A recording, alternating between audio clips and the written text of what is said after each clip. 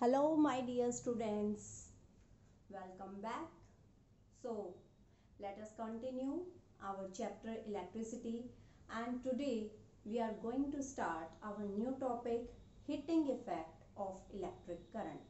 Okay, as the name suggests, heating effect of electric current means कि अब तक आपने इलेक्ट्रिक करंट के बारे में पढ़ा है, तो अब हम इलेक्ट्रिक करंट की ही एक और प्रॉपर्टी को डिस्कस करने जा रहे हैं कि उसका हीटिंग इफेक्ट क्या है, कि अगर कहीं से भी करंट फ्लो कर रहा है तो क्या वहां पर हीट प्रोड्यूस होती है।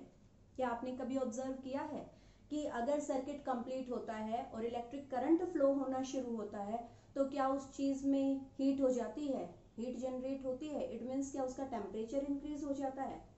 यस, ऑब्वियसली आप सब ने ऑब्जर्व किया होगा अपने घरों में इलेक्ट्रिक बल्ब एक बहुत ही अच्छा एग्जाम्पल है जो शो करता है heating effect of electric current, कि हम जैसे ही बल्ब का स्विच ऑन करते हैं सर्किट कंप्लीट होता है, करंट फ्लो होना शुरू हो जाता है और धीरे धीरे क्या होता है, जो टंगस्टन एक मटेरियल जो यूज होता है उसमें, ठीक है, बल्ब के इनसाइड आपका टंगस्टन मटेरियल यूज होता है, तो वो हॉट हो जाता है और हॉट होने की वजह से ग्लो होना शुरू हो जाता है, जिसकी वजह से जो बल्ब है वो लाइट प्रोड्यूस करता है। ओके, लाइक लॉन्ड्री आयरन, आप अपने कपड़ों पे आयरन करते हो, ठीक है, उसमें heating effect of electric current है क्योंकि हम उसमें इलेक्ट्रिकल एनर्जी सप्लाई कर रहे हैं और टेम्परेचर इंक्रीज होता जाता है, हीट प्रोड्यूस होती जाती है। घरों में टोस्टर यूज होता है, ठीक है, इलेक्ट्रिक कैटल होती है, उसमें पानी झट से गर्म हो जाता है विद इन द सेकेंड्स। तो ये सारी चीजें क्या शो कर रही हैं कि जहां से भी करंट फ्लो करता है तो वहीं पर हीट प्रोड्यूस हो जाती है। इट मीन्स कि हम क्या कर रहे हैं, we are supplying the electrical energy and that electrical energy is converted into heat energy, but in what amount it convert into heat energy. क्या सारी की सारी इलेक्ट्रिकल एनर्जी हीट एनर्जी में कन्वर्ट हो जाती है या इलेक्ट्रिकल एनर्जी का कुछ पार्ट हीट एनर्जी में कन्वर्ट हो जाता है। स्टूडेंट्स, वो डिपेंड करता है कि हमने कौन सा इलेक्ट्रिक गैजेट यूज किया है। फॉर एग्जाम्पल, अगर मैं हमारे घर में जो फैन यूज होते हैं अगर मैं उनकी बात करती हूँ, तो जैसे ही हम स्विच ऑन करते हैं फैन के जो ब्लेड्स होते हैं वो रोटेट करना शुरू हो जाते हैं। अब इसका मतलब जो हमने इलेक्ट्रिकल एनर्जी जो सप्लाई की है सोर्स ने सर्किट को, वो इलेक्ट्रिकल एनर्जी कहाँ यूटिलाइज हो रही है। एक amount of work done use हो जाता है, कुछ अमाउंट में एनर्जी यूज हो जाती है ब्लेड्स को रोटेट करने में, ओके, और कुछ एनर्जी यूज होती है हीट की फॉर्म में, मतलब हीट की फॉर्म में डिसिपेट हो जाती है, वहां का टेम्परेचर जो होता है वो इंक्रीज हो जाता है। आपने देखा होगा कि कोई भी चीज अगर थोड़ी देर के लिए अगर हम उसे कॉन्टिन्यूसली चलाते रहे, मतलब चलती रहेगी, जैसे फैन भी अगर बहुत देर के लिए ऑन रहेगा तो धीरे धीरे वो गर्म होना शुरू हो जाता है, ठीक है, हमें उसकी हवा भी धीरे धीरे जो लगती है वो उतनी कूलिंग नहीं लगती, हमें वार्म फील होना शुरू हो जाता है। क्यों?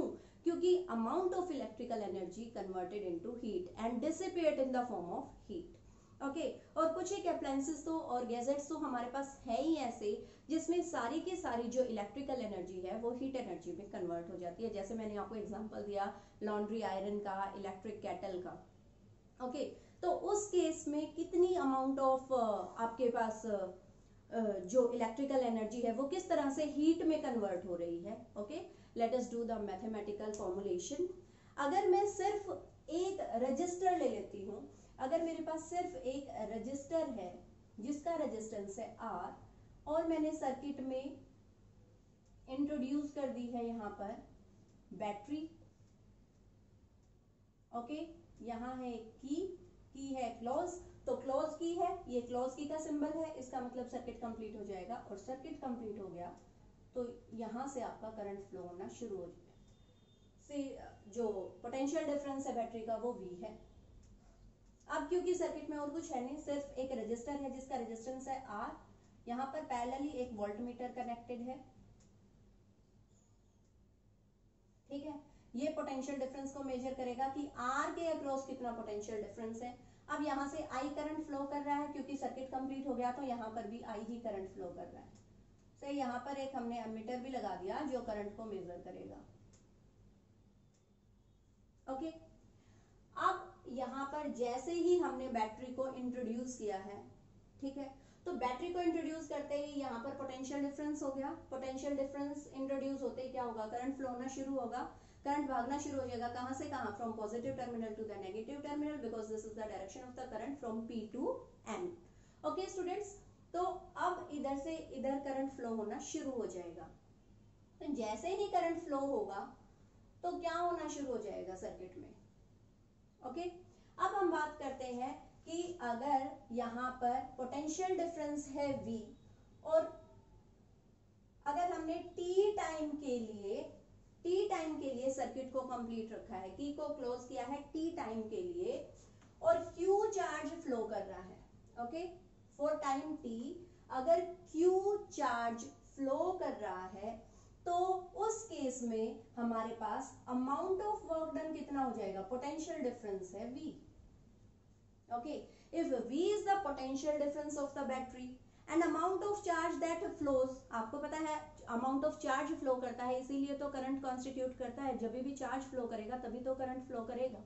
ओके, सो अगर T टाइम के लिए Q चार्ज फ्लो कर रहा है, V पोटेंशियल डिफरेंस है, तो वर्क डन का क्या फॉर्मूला होता है, हमें पता है कि V potential difference is equal to work done upon charge. Okay, तो वर्क डन निकालना है तो वर्क डन कितना हो जाएगा, V इंटू Q। तो आपका जो अमाउंट ऑफ वर्क डन है, या हम कह सकते हैं कि जो एनर्जी है, ओके, वो कितनी है, V into Q। Okay, now अब इतनी एनर्जी, ये एनर्जी कहां से मिल रही है, यहां से, क्योंकि हमने क्या कर दिया, बैटरी लगा दी है जिसका पोटेंशियल डिफरेंस है V। तो सोर्स ने कितनी पावर सप्लाई कर दी सर्किट को, यहां पर मैं बात कर रही हूं पावर की, तो पावर कितनी सप्लाई कर दी, पावर का क्या फॉर्मूला होता है, power is the rate of work done और रेट ऑफ डूइंग वर्क, तो work done upon time is power, तो पावर अगर निकालनी है तो क्या हो जाएगा, V Q by T, and we know that Q by T is I, तो पावर क्या हो जाएगा, V into I। ओके, इसका मतलब सोर्स ने, सोर्स क्या है यहाँ पर, बैटरी होती है हमारे पास, सोर्स या तो सेल होता है या बैटरी होती है। तो हमारे पास जो सोर्स है उसने कितनी पावर सप्लाई कर दी सर्किट को, V into I। ओके, तो V into I अगर इतनी पावर सप्लाई की है सोर्स ने सर्किट को, तो इतनी पावर से अगर मैं वर्क डन की बात करती हूँ या मैं एनर्जी की बात करती हूँ, तो एनर्जी कितनी आ गई, इसके corresponding power into time. Okay, तो एनर्जी कितनी आ जाएगी, V into I into T, और VI T, यहां से पावर हो गया V into I into T, तो VIT, दिस इज एनर्जी। और क्योंकि यहाँ पर हमारे पास क्या है, एक सिर्फ रजिस्टर है, इसका रेजिस्टेंस R है, और तो कोई ना कोई इलेक्ट्रिक गैजेट है, ठीक है, कि जो ग्लो कर रहा है या ऑन हो रहा है, सिर्फ और सिर्फ ये जो हमने बैटरी सप्लाई की है, इसकी वजह से जो भी एनर्जी है वो सारी की सारी इस रजिस्टर के रेजिस्टेंस के अक्रॉस क्या हो रही है, हीट की फॉर्म में डिसिपेट हो रही है, ठीक है। तो ये हमारे पास क्या आ गया, हीट एनर्जी। अब यहां पर अगर मैं हीट की बात कर रही हूं तो V इज इक्वल टू, हमें पता है IR by the Ohm's law, V is equal to IR is the formula. तो यहाँ पर मैं अगर H is equal to V into I into T है, तो V की जगह क्या यूज कर रही हूँ, I इंटू R, तो क्या आ जाएगा, I, एक और I है तो I square into R into T, and this is really very important formula for the numericals also, कि जो हीट है, ठीक है, जो यहाँ पर पोटेंशियल डिफरेंस था बैटरी का, इसके अक्रॉस जब हमने वर्क डन निकाला, एनर्जी निकाली, तो वो हीट की फॉर्म में क्या हो गई, डिसिपेट हो गई। और कितनी amount of heat, H is equal to I square into R into T. Okay, and this is very important, Joule's law of heating. Okay, this is really very important, ठीक है, and this is Joule's law of heating.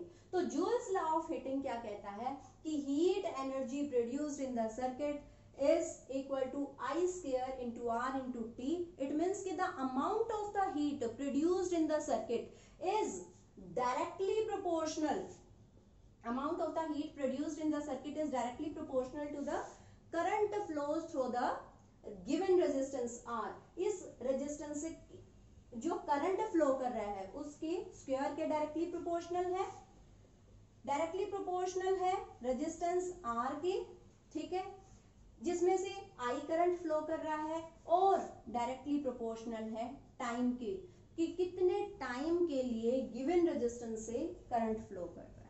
H is equal to I square into R into T. This is the Joule's law of heating, and the Joule's law of heating states that the amount of the heat energy produced in the given resistor of resistance R is directly proportional to I square, directly proportional to R for a given value of current, and directly proportional to the time for which the current flows through the resistance. Okay students, I hope आप सबको ये topic clear हो गया होगा।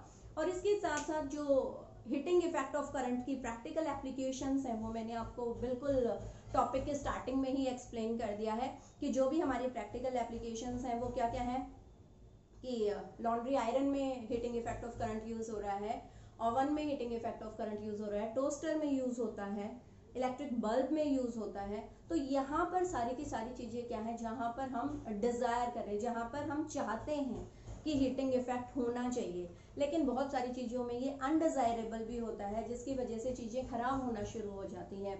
Like कि जैसे हमारे घरों में जो मिक्सर जूसर है उसमें भी अगर हमें थोड़ा ज़्यादा टाइम के लिए उन्हें चला देते हैं तो वो हीट वहाँ पर प्रोड्यूस हो जाती है जिसकी वजह से उसका जो मशीनरी पार्ट है वो स्पॉइल होना शुरू हो जाता है। Okay students, so this is all about the heating effect of current. I hope आप सबको क्लियर हो गया होगा। अब इस फॉर्मूला पर बेस्ड आपको न्यूमेरिकल्स ट्राई करने हैं। अगर किसी स्टूडेंट को कोई प्रॉब्लम है then you can call me or message me. Till then, stay safe, stay